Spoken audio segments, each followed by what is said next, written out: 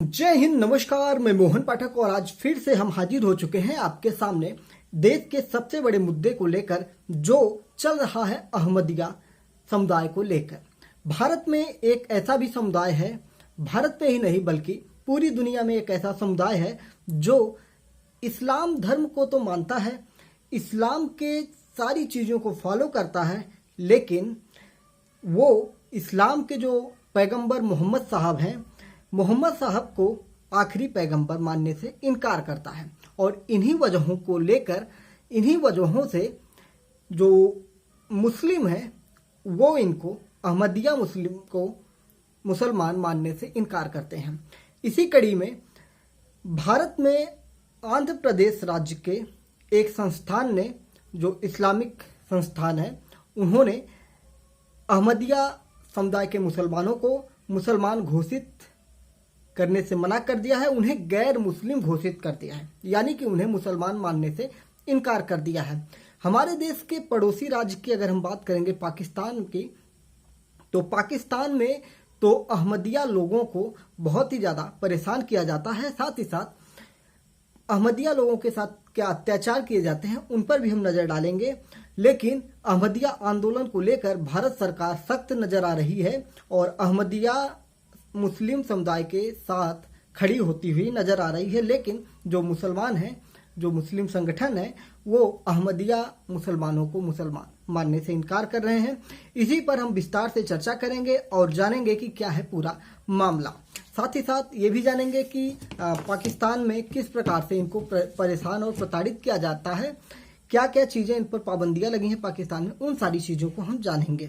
तो ये मामला शुरू कैसे होता है, तो गुरदासपुर के कादियान नामक एक कस्बा है जो भारत का ही हिस्सा है। वहाँ पे 23 मार्च 1889 के बीच में एक आंदोलन शुरू होता है और उस आंदोलन में एक शख्स जो मुस्लिम होता है वो उस आंदोलन का नेतृत्व करता है और एक दिन कहता है कि जो हमारे मोहम्मद साहब हैं, मोहम्मद साहब हमारे आखिरी पैगंबर नहीं थे, उनके बाद भी हमारे पैगंबर आते रहेंगे। और इस प्रकार से जब उस आंदोलन को आगे बढ़ाया जाता है तो उसी के ठीक 2 साल बाद वो अपने आप को, खुद को मसीहा घोषित कर देते हैं, जिनका नाम था मिर्जा गुलाम अहमद। मिर्जा गुलाम अहमद ने 1889 को आंदोलन शुरू करते हैं और 2 साल बाद अपने आप को खुदा का मसीहा, यानी कि खुद को मसीहा घोषित कर देते हैं, और जिसको लेकर मुसलमान समुदायों में काफ़ी रोष रहता है और अहमदिया लोगों को ये मुसलमान मानने से मना भी कर देते हैं। तो आइए इसे पूरा डिटेल में हम जानते हैं। अहमदिया मुस्लिम को इंडिया में गैर मुस्लिम घोषित करने से पूरा विवाद यहाँ पे आया हुआ है। 49 साल पहले मक्का में भी अहमदियाओं को गैर मुस्लिम घोषित कर दिया गया था। मक्का कहाँ है? जहाँ पे इस्लाम का उदय हुआ था, अरब कंट्री में। ठीक है, इस्लामिक फिक्ह काउंसिल ने एक फतवा जारी किया जिसमें अहमदिया संप्रदाय और उसके अनुयायियों को काफिर घोषित कर दिया गया है। काफिर का मतलब होता है जो मुसलमान नहीं होते हैं। ठीक है, इसके बाद क्या होता है इस पर हम चर्चा करते हैं। भारत सरकार अहमदियाओं के साथ खड़े होने की बात करती है और उनके साथ अपना संबंध जाहिर करती है। कौन है अहमदिया, जिन्हें आंध्र प्रदेश वक्फ बोर्ड ने करार दिया है गैर मुस्लिम? इस पे बात करते हैं। तो पाकिस्तान में भी जो है चीज़ें, उस पर भी चर्चा करेंगे। पहले हम अहमदियाओं के बारे में जान लेते हैं, फिर उसके बाद पाकिस्तान में क्या क्या इनके ऊपर अत्याचार होते हैं उनको भी हम पूरा डिटेल में आपको बताने वाले हैं। तो चैनल पर नए हैं तो साथियों चैनल को सब्सक्राइब जरूर करिएगा, जिससे कि देश दुनिया में क्या चल रही हैं बातें, उन सारी चीज़ों से अपडेट रहने के लिए आप हमसे जुड़ सकते हैं इसी चैनल पर MPS हिंदी। और साथ ही साथ हमारे सामने आप बैठे हैं, हमारी आवाज़ को सुन रहे हैं, तो आपको दुनिया के बारे में, देश के बारे में सब कुछ चीज़ें जानने का मौका प्राप्त होगा और हमको भी आपको बताने में काफ़ी रुचि होती है और हमको खुशी प्राप्त होती है। तो केंद्र सरकार ने अहमदिया के समर्थन में अपना दावा ठोक दिया है। अहमदिया समुदाय की शुरुआत की बात हम करेंगे, फिर से एक बार हम उस पर चर्चा करते हैं, फिर आगे बढ़ते हैं। 1889 में भारत के पंजाब में लुधियाना के गांव कादियान में अहमदिया आंदोलन की शुरुआत हुई थी। इसके संस्थापक मिर्जा गुलाम अहमद ने खुद को पैगंबर मोहम्मद का अनुयायी और साथ ही साथ अल्लाह की ओर से चुना गया मसीहा घोषित कर दिया था। उनके अनुयायियों का मानना है कि अल्लाह ने उन्हें धार्मिक युद्ध खत्म करने और जो खराब चीज़ें हैं इस्लाम में उसको समाप्त करने के लिए इनको मिर्जा गुलाम अहमद को यहाँ पे पैगंबर साहब ने भेजा हुआ है, इन्हें मसीहा के रूप में भेजा हुआ है। यानी कि जो अहमदिया लोग होते हैं ये जिस प्रकार से इस्लाम के नाम पर मारकाट की जाती है, इन सारी चीज़ों का ये विरोध करते हैं, यानी कि हिंसा का ये विरोध करते हैं।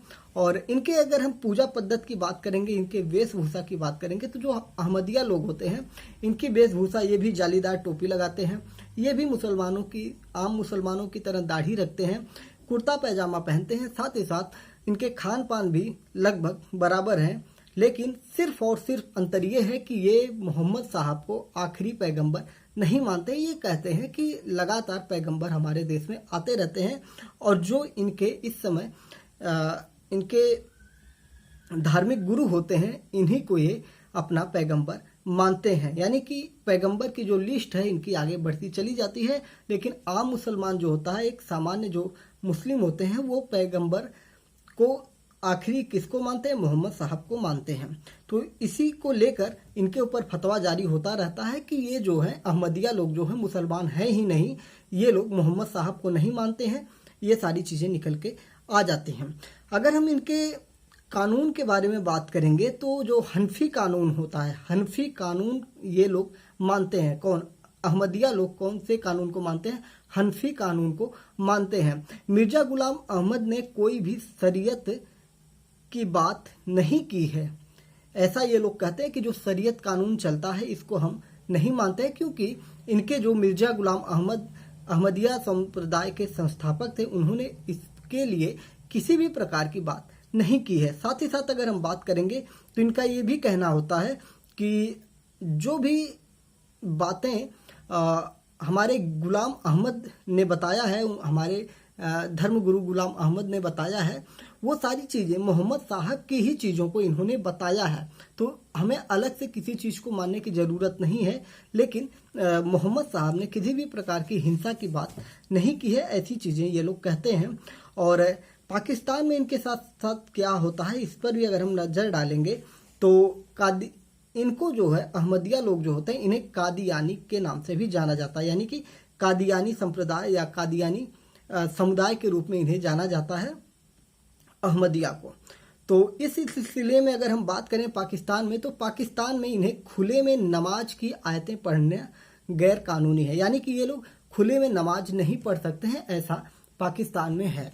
पाकिस्तान के संविधान की अगर हम बात करें तो इन लोगों को अल्पसंख्यक का दर्जा दिया गया है। ये लोग वहाँ पे मुसलमान समुदाय के नहीं माने जाते हैं। पाकिस्तान की जो संवैधानिक सभा है, यानी कि संविधान है, जैसे हमारे भारत देश में संविधान है जिसमें विभिन्न प्रकार की जातियों का वर्णन किया गया है, अल्पसंख्यक समुदाय का वर्णन किया गया है, ठीक उसी प्रकार से मुसलमानों को पाकिस्तान में अल्पसंख्यक बताया गया है। कौन से मुसलमानों को? अहमदिया मुसलमानों को, कादरिया मुसलमानों को।